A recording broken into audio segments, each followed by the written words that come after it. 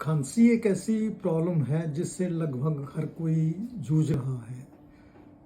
कई बार खांसी इतनी भयानक होती है कि इसके साथ उल्टी वगैरह भी आ जाती है, हेडेक और दर्द हो जाते हैं बॉडी में सारे में।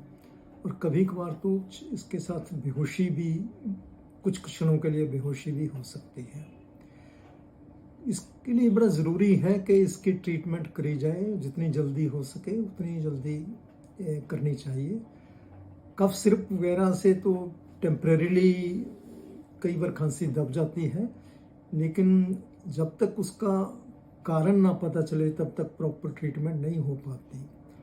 इसलिए ज़रूरी है कि अपने डॉक्टर से सलाह करिए और जो ज़रूरी इन्वेस्टिगेशंस हों, टेस्ट हों, वो करवाइए और उसके हिसाब से इलाज करिए।